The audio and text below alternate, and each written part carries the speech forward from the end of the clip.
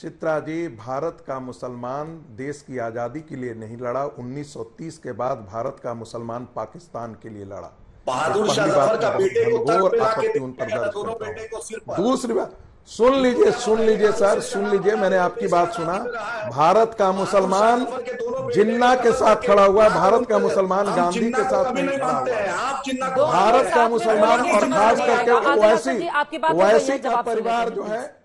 अरे आप जिन्ना के मजार पे कहते हैं, अडवाणी गए थे। ओवैसी ओवैसी का परिवार ओवैसी का परिवार चित्रा जी, मैं तो बोलूंगा वैसे भी जरूर। पाकिस्तान परस्त था। ओवैसी का आप थे परिवार पाकिस्तान परस्त। जो है वैसे भी पाकिस्तान परस्त था। और भारत का मुसलमान जिन्ना के साथ खड़ा हुआ था। वो कभी भारत नहीं, का कभी नहीं। मुसलमान भारत की अखंड आजादी के लिए कभी नहीं खड़ा हुआ, खास करके चित्रा जी, जवाब देना चाहते हैं। 1931 के बाद से। तो ये गलतफहमी मिटा देनी चाहिए। यही उत्तर प्रदेश और बिहार का मुसलमान और बंगाल का मुसलमान था जो पाकिस्तान के पक्ष में बात किया था।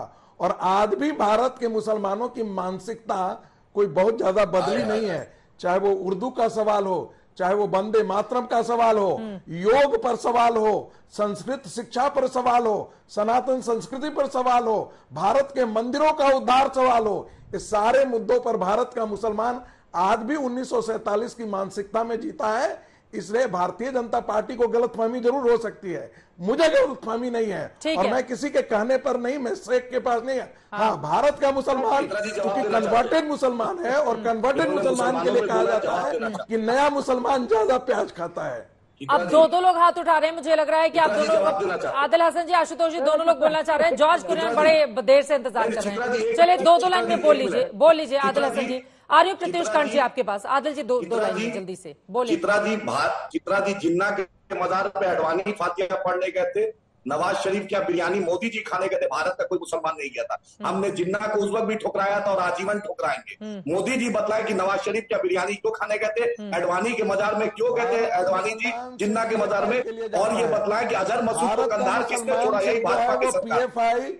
तो आप पीएफआई को मानते हैं या आप पीएफआई को? हम पीएफआई को नहीं मानते हैं। भारत का मुसलमान जो है हिजबुल मुजाहिदीन आरएसएस मानती है, आरएसएस। आप जैसे लोग, आपकी संक्रम सोच है, आप जैसे लोग आप मानते हैं क्योंकि आपका दाल रोटी इसी से चलता है, आपकी दाल रोटी इसी से चलती है, आपका दाल रोटी चलता है। तो आप बोलिएगा ही ना, अडवाणी क्यों कहते जिन्ना के मजार पे, बतलाएं, ये बतला दे। मैं भाजपा से पूछना चाहता हूँ। ठीक है, जॉर्ज कुरियन की भी बात हो जाए एक बार। ठीक है, एक एक करके अपनी बात करेंगे, एक एक करके अपनी बात करेंगे। ठीक है, आप लोगों से आगे भी चर्चा जारी रहेगी। जॉर्ज कुरियन जी, आपके पास आते हुए अब सीधे, अगर गृह मंत्री की ओर से ये कहा जा रहा है, मैं सीधे उनका जो बयान है वही पढ़ लेती हूँ कि राहुल गांधी बना मोदी का चुनाव है, विकास के लिए वोट, जिहाद के लिए वोट के बीच, मोदी के भारतीय गारंटी और राहुल गांधी की चीनी गारंटी के बीच आपको किसी एक को चुनना है। और अगर हम तेलंगाना का वोट प्रतिशत भी देखें तो लगातार भारतीय जनता पार्टी का बढ़ता ही गया है। क्या यह आप लोगों के लिए बड़ी चुनौती बनेगा? जॉर्ज कुरियन जी, आप मुद्दों को लेकर कितना भी घेर लीजिए, लेकिन 17 में से 4 सीटें उसको मिली थी, जबकि 2014 में सिर्फ 1 सीटों पर थी बीजेपी। उसका वोट प्रतिशत भी दुगने के आसपास हो गया था। क्या यह बड़ी चुनौती बनेगा आप लोगों के लिए? चित्रा जी, आपके दर्शकों के लिए मैं ये स्पष्ट कर दूं, कांग्रेस के लिए अतीत इतिहास है और तुष्टीकरण हो या ध्रुवीकरण की राजनीति से ऊपर उठकर कांग्रेस अभी हिस्सेदारी की बात कर रही है। युवा हो, महिला हो, उनके सशक्तिकरण की बात कर रही है, किसानों के मुद्दे है, मजदूर श्रमिक के मुद्दे है, संविधान को बचाने की बात कर रही है कांग्रेस पार्टी, अर्थव्यवस्था हो, फेडरलिज्म हो, राष्ट्रीय सुरक्षा की बात हो, और ये सारे मुद्दे हैं, एनवायरमेंट की बात हो। कांग्रेस पार्टी आज के तारीख में हमारी जो न्याय पत्र, आप उस पर थोड़ा रोशनी डालिए और लोगों को भी उस पे बताइए लोगों को कि 48 पन्नों की जो हमारी न्याय पत्र है उसमें एक बार भी मुस्लिम शब्द नहीं है, क्योंकि Congress party SC ST OBC को साथ में लेकर चलने की बात कर रही है, उनके सशक्तिकरण की बात कर रही है कांग्रेस पार्टी। और कांग्रेस पार्टी को इसमें बिल्कुल भी दिलचस्पी नहीं है, क्योंकि कांग्रेस पार्टी की न्याय पत्र पे कांग्रेस पार्टी को विश्वास है।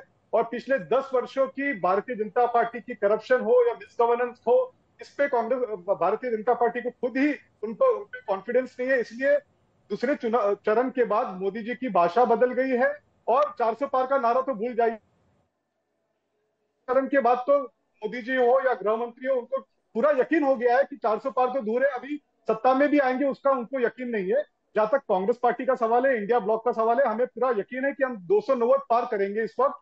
और अच्छे तरीके से हम लोग गवर्नेंस मॉडल देश को बताएंगे, क्योंकि जैसे कि मैंने आपको कहा, ये एक नया कांग्रेस है। राहुल गांधी राहुल गांधी के नेतृत्व में आने वाले समय में इस देश को देखने को मिलेगा। ठीक है, अब मुझे लगता है बीजेपी से जल्दी से प्रत्युष कर्ण जी आप जवाब दे दीजिए। वो कह रहे हैं राहुल गांधी के नेतृत्व में, और राहुल गांधी ने अभी थोड़ी देर पहले एक वीडियो भी जारी किया है ये कहते हुए कि वो तमाम मुद्दों पर भटकाते रहेंगे लेकिन रोजगार के मुद्दे पर आप अडिग रहना। प्रत्युष जी। चित्रा जी, मैं पहले आशुतोष जी का जवाब दूंगा क्योंकि वो सीनियर जर्नलिस्ट रहे हैं, बात ज्यादा समझते हैं। मुझे ये बताना है कि आज हम 29 सीट से 60-70 सीट पे कैसे पहुंच रहे हैं साउथ इंडिया में। उनको ये समझना पड़ेगा कि वेलफेयर पॉलिटिक्स जो है वो बिल्कुल बदल चुका है। आज के दिन में नरेंद्र मोदी की पॉलिटिक्स बदल चुकी है। आज हर वर्ग के लोग जो हैं वो बेनिफिशियरी है, लाभार्थी हैं। आप क्या कर रहे हो कांग्रेस पार्टी वाले? आप बोलते हो कि नॉर्थ ईस्ट वाला चाइनीज लगता है, साउथ इंडियन अफ्रीकन लगते हैं, वेस्ट वाले वाइट, नॉर्थ वाले वाइट लगते हैं, वेस्ट वाले पता नहीं कहां के लगते हैं। क्या हो रहा है? ये क्या कर रहे हो? ये दिखाता है कि आप पॉलिटिक्स को कहां लेके जा रहे हो। एग्जैक्टली राहुल गांधी के जो मेंटर है, देखिए मैंने किसी को डिस्टर्ब नहीं किया था तो मुझे 2 मिनट बोलिए। राहुल गांधी के जो मेंटर हैं, जो उनके गुरु रहे हैं, वो जो गुरु जी हैं उनके एग्जैक्टली वही सोच है जो राहुल गांधी की है, वही प्रियंका गांधी है। और अधीर रंजन सिंह ने तो उस पर स्टैंप लगा दिया, मोहर लगा दिया कि हाँ भाई ठीक बोल रहे हैं, वो बिल्कुल सही बोल रहे हैं। आपने पहले बोला कि हम रिजर्वेशन करेंगे रिलीजन के आधार पे, फिर आप बोल रहे हो कि हम चाइनीज लगते हैं, हम अफ्रीकन लगते हैं, हम अरब लगते हैं। हम सब हिंदुस्तानी हैं। यही नरेंद्र मोदी जी ने north, south, east, west Bharat को बताया। पहला बार नरेंद्र मोदी जी के अंदर में एक यूनिफाइड भारत क्रिएट हुआ है। और ये कैसे क्रिएट हुआ है? रोड कनेक्टिविटी से, बिजली से, टॉयलेट से, 5th बड़ा इकोनॉमी बन के, ये सारे चीज जो है इकोनॉमिक। आज जीएसटी आया है, कहां 2 लाख से ऊपर हमारा रेवेन्यू जा रहा है। आप सोच नहीं है, पूरा वर्ल्ड देख रहा है हमको। आप राहुल गांधी के समझ के बाहर है। उसने तो परिवार से यही सीखा है कि देश को डिवाइड कर दो, बोलो तुम्हारा कास्ट ये है, रिलीजन ये है, रीजन ये है और तुम डिवाइड हो जाओ। तुम ये खाना खाते हो, तुम ये पहनते हो, उसको तोड़ दो। Exactly different politics Narendra Modi ji ने दिया है। साउथ इंडिया में आप बोलते हो कि बीजेपी का बड़ा वीक एरिया था, 60-70 सीट पे खड़े हम लोग। आंध्रा हो, कर्नाटक, केरल में तो आप देखिएगा इतना कमाल का परफॉर्मेंस हमारा हो रहा है। क्यों हो रहा है? सब कुछ इवेंचुअली घूम के कहां लौट के आएगा? Welfare, development, economical growth. जब आदमी खुश है, जहां आशुतोष जी बार बार बोल रहे थे मुसलमान शांत बैठा हुआ है, ये अरे भाई सब इसी देश में रहता है। उस डेवलपमेंट का फ्रूट्स सबको मिल रहा है। अगर आपको डेवलपमेंट का फ्रूट मिल रहा है, आप अपने बच्चे का एजुकेशन देखते हो। मैं जवाब ले लेती हूँ आशुतोष जी, देखते हो कि उस तरक्की आपकी बातें पहले मुझे भी समझ में नहीं आई थी। अब मुसलमान शांत बैठा से क्या बताना चाहते हैं? 2014 और 2019 में मुसलमान क्या कर रहा था कि अभी शांत बैठा हुआ है और उससे बीजेपी को दिक्कत हो रही है? देखिए चित्रा जी, मैं तो संगीत रागी जी का चेहरा देख रहा हूं और उनके चेहरे को देखने के बाद उनके अंदर का जो फ्रस्ट्रेशन है निकल के सामने आ रहा है कि भारतीय जनता पार्टी में शाहजाद पूनावाला बेचारा कितना चमकता हुआ प्रवक्ता बन जाता है, जफर इस्लाम चमकते हुए प्रवक्ता बन जाते हैं, शाहनवाज हुसैन मंत्री बन जाते हैं, संगीत रागी जी बेचारे वहीं बैठे रह जाते हैं। तो ये फ्रस्ट्रेशन है आरएसएस की बहुत सारे लोगों का कि बाहर से लोग इंपोर्ट हो रहे हैं और उनको बड़े बड़े पद मिल जाते हैं, वो प्रवक्ता बन जाते हैं, उनका लोग फोटो खींचते हैं, उनके साथ सेल्फी खिंचाते हैं और संगीत रागी जी बेचारे बैठे हुए। तो अब अच्छा दूसरी दिक्कत क्या है कि आरएसएस ने भी उनको डिसोन कर दिया है। क्योंकि आरएसएस क्या कहती है, मोहन भागवत कहते हैं कि भाई बिना मुसलमान के हिंदुत्व अधूरा है। फिर वो कहते हैं हर मंदिर में, हर मस्जिद में शिवलिंग को खोजना। फिर लाल के अडवाणी जाते हैं और जिन्ना जी को सर्टिफिकेट देते हैं कि देखिए भाई आपसे बड़ा, जिन्ना से बड़ा सेकुलर तो इस देश के अंदर कोई पैदा ही नहीं हुआ है। और जसवंत सिंह तो पूरी किताब लिख मारते हैं।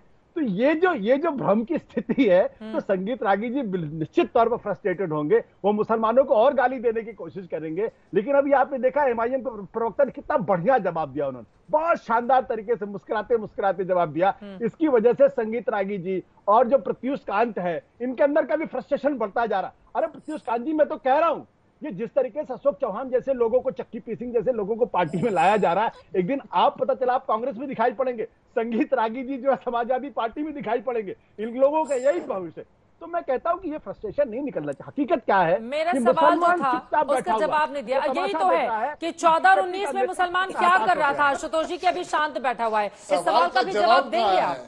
सवाल क्या का कर रहा था जवाब तो 14 और चित्रा जी 19 में दीजिए। मुसलमान कि बीजेपी उतनी ये सीटें बस जीत गई? सारी पर्सनल बातें बोली आशुतोष जी। आ रही हैं संगीत जी, आ रही हैं। जवाब पहले जवाब आशुतोष जी से हाँ, बोलिए बोलिए बोलिए सर, बोलिए। सबके हाँ, बारे चित्रा जी मैं जवाब दे देता हूं। प्लीज एक भाई सेकंड उनकी बात सुन लेते हैं। देश के प्रधानमंत्री हाँ। जब रमेश धूड़ी के ऊपर कोई जवाब नहीं देते हैं, हाँ। साध्वी प्रज्ञा के ऊपर कोई जवाब नहीं देते हैं, अरे दोनों का टिकट काट तो प्रत्युष दिया है, दोनों का टिकट काट नहीं दिया आशुतोष जी।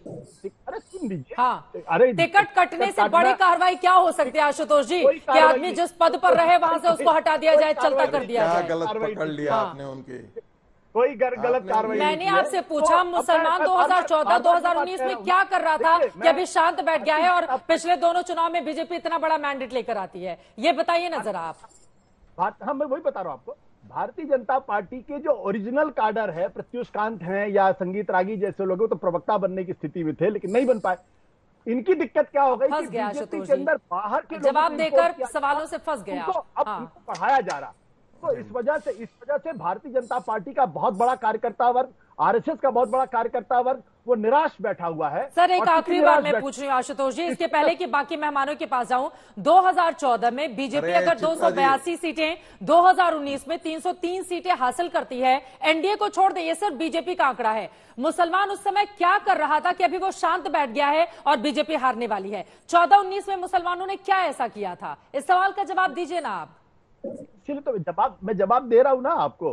कार्यकर्ताओं की बात कर रहे हैं आप, मैं मुसलमानों पर सवाल पूछ रही हूँ। मैं जवाब दे रहा हूं कि इस वक्त सारी जवाबदेही मुसलमानों के ऊपर थोप दी चित्रा गई। जी